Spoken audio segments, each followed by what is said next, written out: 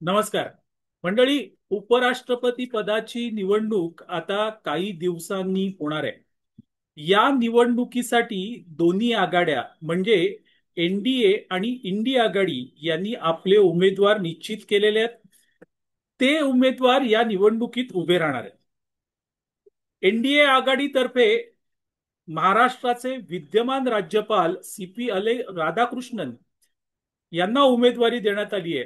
तर इंडी आघाडीतर्फे सर्वोच्च न्यायालयाचे माजी न्यायमूर्ती रेड्डी यांना उमेदवारी देण्यात आली. ही निवडणूक नेमकी कोण जिंकणार असा प्रश्न प्रत्येकाला पडलेला आहे. दोन्ही बाजूंकडून दावा केला जातोय की आमच्याकडे बहुमत आहे.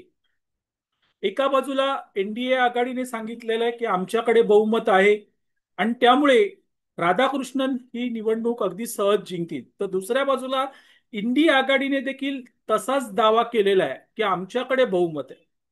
काही झालं तरी ही निवडणूक ही अटीतटीची होणार आहे आणि त्यासाठी या निवडणुकीची तयारी दोन्ही आघाडींकडून सुरू झालेली. महाराष्ट्राचे मुख्यमंत्री देवेंद्र फडणवीस यांनी कुठेही आपली कमतरता भासू नये, मतांची कमतरता भासू नये आपल्याला, म्हणून अगदी विरोधकांनाही फोन करायला सुरुवात केलेली आहे. त्यांनी उबाटा सेनेचे प्रमुख उद्धव ठाकरे यांना फोन केला. तसंच राष्ट्रवादी काँग्रेस शरद पवार गटाच्या शरद पवारांनाही फोन केला आणि अर्थातच हा फोन की या निवडणुकीत आम्हाला मदत करा यासाठी होता.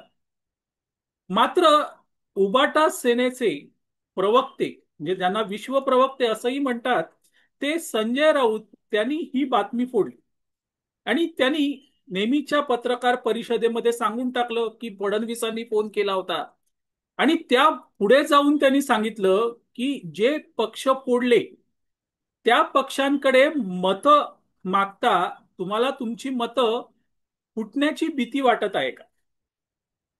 खरं म्हणजे या निवडणुकीबद्दल, उपराष्ट्रपती पदाच्या निवडणुकीबद्दल जर सर्वाधिक कोण बोलत असेल तर अर्थातच उबाटा सेनेचे प्रवक्ते संजय राऊत बोलतात.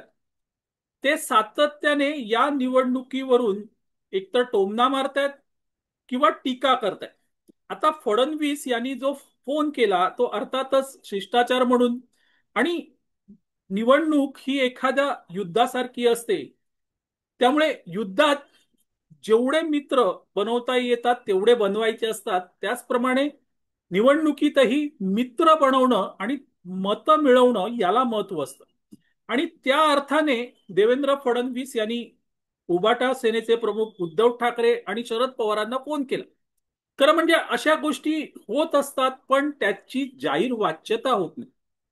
पण संजय राऊत यांनी मात्र त्याची जाहीर वाच्यता करून टाकली आणि त्याच वेळेस अनेकांच्या मनात शंकेची पाल चुकचुकली की हे सांगायचं नसतं, मग हे अचानक सांगितलं का गेलं.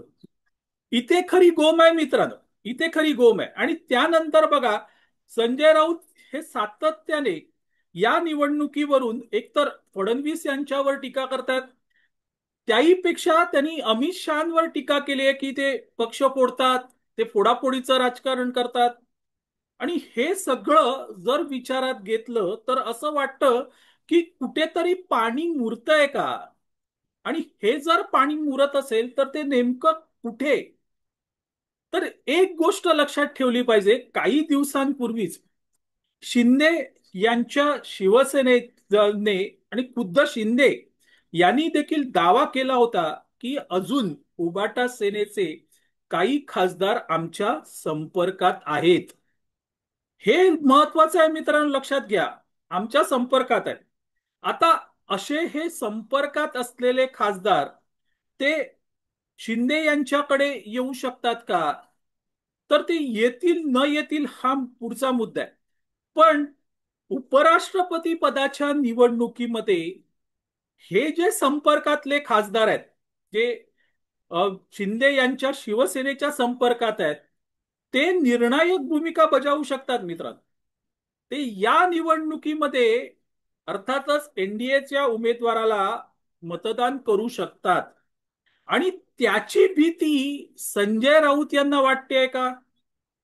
कारण संजय राऊत हे सातत्याने या निवडणुकीबद्दल बोलतात. बघा, निवडणूक महत्वाची जशी इंडिया आघाडीला आहे तसंच एनडीएला पण आहे.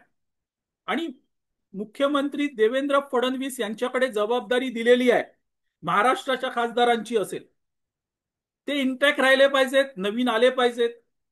पण देवेंद्र फडणवीस मात्र बोलत नाहीयेत. त्यांनी ते वाच्यता करत नाहीयेत. इकडे संजय राऊत मात्र उठसूट ते बोलत सुटलेले आहेत की आम्ही नाही मत देणार, आम्ही इंडिया आघाडीलाच मत देणार, त्यांच्याच उमेदवाराला मत देणार, आम्ही फुटणार नाही. आता अशी बडबड ही का असावी लागते मित्रांनो? ज्याला स्वतःबद्दल, स्वतःच्या खासदारांबद्दल कॉन्फिडन्स नाहीये, ती व्यक्ती असं म्हणू शकते का? तर आपण अनेक वेळा व्यावहारिक उदाहरणं अशी बघितलेली आहेत की रस्त्यात मारामारी होते, एक माणूस दुसऱ्या माणसाला मारू काय मारू काय मारू काय म्हणून पुढे येतो, पण शेवटपर्यंत तो मारत नाही, कारण त्याला भीती वाटत असते की आपण मार खाल्ला तर. मग तीच परिस्थिती या निवडणुकीबाबत संजय राऊत यांची झाली आहे का? कारण तेच सातत्याने बोलतायत मित्रांनो, तेच बोलतायत. पहिलं देवेंद्र फडणवीस यांनी फोन केला हे देखील त्यांनीच सांगितलं. अर्थात त्यावरून मी एक व्हिडिओही केला की फडणवीसांची चाणक्य नीती नाही, कृष्ण नीती आहे. तर हे सगळं वारंवार आपल्या समोर येत आहे. अशा वेळेस ही गोष्ट महत्वाची आहे, जो दावा शिंदे यांनी केला की अजून काही खासदार आमच्या संपर्कात आहेत आणि हे खासदार ऐन निवडणुकीच्या वेळेस फुटतील, अशी भीती संजय राऊत आणि उभाटा सेनेला वाटते का?